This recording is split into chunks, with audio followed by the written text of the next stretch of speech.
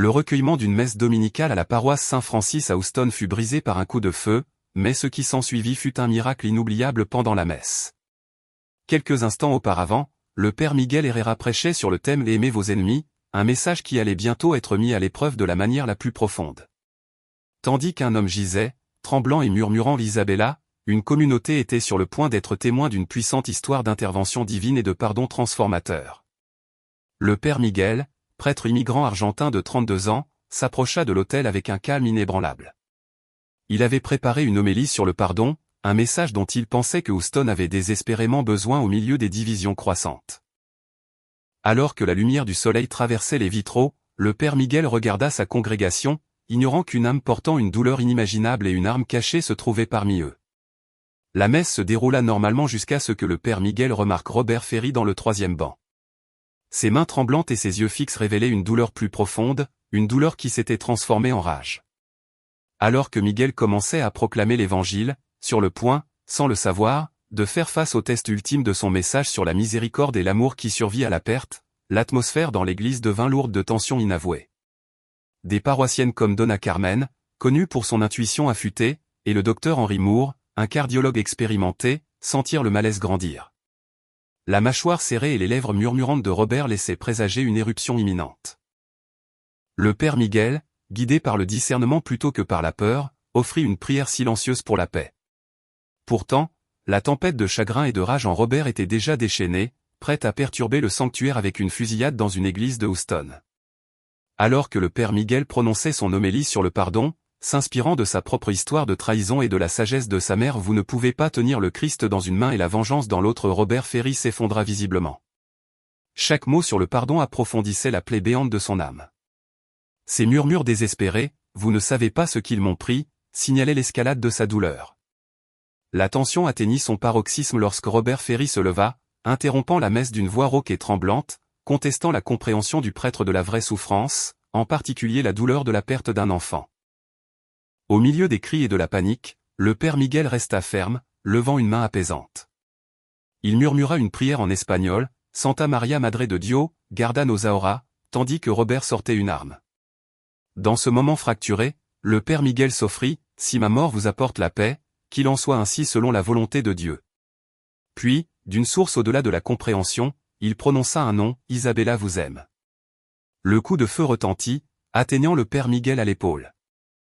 Alors qu'il tombait, saignant mais conscient, Robert s'effondra, non pas en triomphe, mais dans une confusion déconcertée.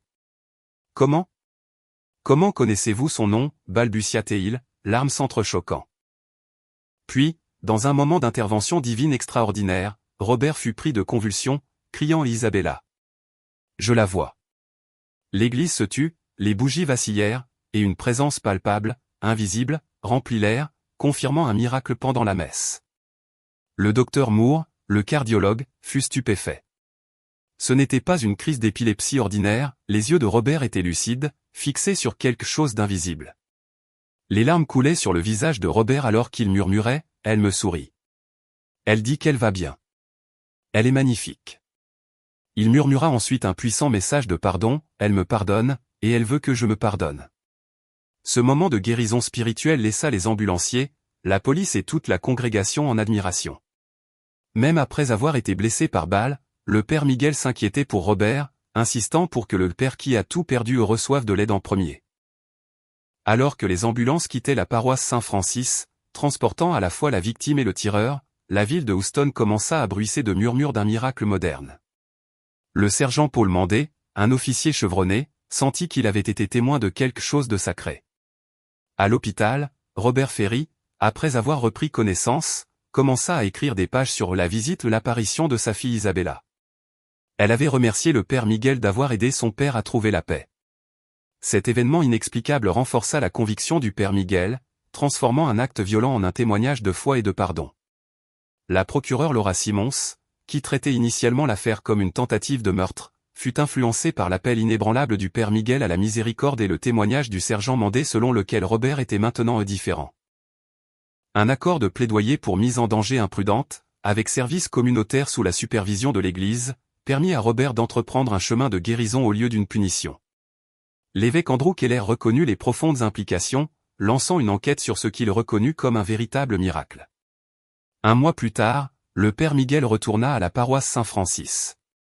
Le trou de balle était une cicatrice discrète, mais la congrégation était transformée, remplie de gratitude et d'un désir de comprendre. Il annonça la formation de l'Amour éternel, un groupe de soutien pour les parents ayant perdu un enfant, dirigé par Robert Ferry lui-même. Dans la salle paroissiale, Robert, maintenant humble, partagera sa vision d'Isabella, son message selon lequel l'amour ne s'arrête pas quand la vie s'arrête.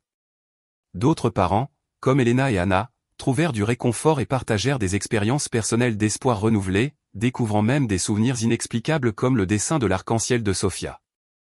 Le groupe devint un ministère puissant, prouvant que l'amour véritable peut transformer la tragédie en ministère, la douleur en paix, et les étrangers en famille. Le chemin de guérison spirituelle de Robert s'étendit jusqu'à la confrontation avec le révérend Dean Howard, un télévangéliste qui avait exploité son chagrin. Robert, ne cherchant plus la vengeance mais offrant le pardon, déclara « Non pas pour vous libérer, mais pour me libérer moi-même ». Cet acte de grâce souligna davantage le profond changement en lui. 6 mois après que le prêtre ait été blessé par balle pendant la messe, la paroisse Saint-Francis débordait de plus de 300 personnes pour une messe de gratitude et d'espoir, désormais surnommée le miracle de Mercy Street. Le père Miguel, son épaule entièrement guérie, prêcha que la miséricorde n'est pas un mot, c'est un choix qui avait sauvé 2 vies et en guérissait des centaines d'autres. Robert Ferry, autrefois un homme consumé par la haine, se tenait maintenant à l'autel, partageant le message éternel d'Isabella, l'amour ne s'arrête pas quand la vie s'arrête. La messe se termina avec des enfants plaçant 14 bougies, symbolisant le groupe Amour éternel, au pied du crucifix. Un léger courant d'air, l'odeur de jasmin, le parfum préféré d'Isabella, emplit l'air, confirmant sa présence. Robert s'agenouilla là où le sang avait coulé, déposant une rose blanche, symbole de la promesse tenue de sa fille, l'amour est plus fort que la mort. Cette fusillade dans une église de Houston s'est transformée en un témoignage durable de foi, de pardon et de miracles modernes.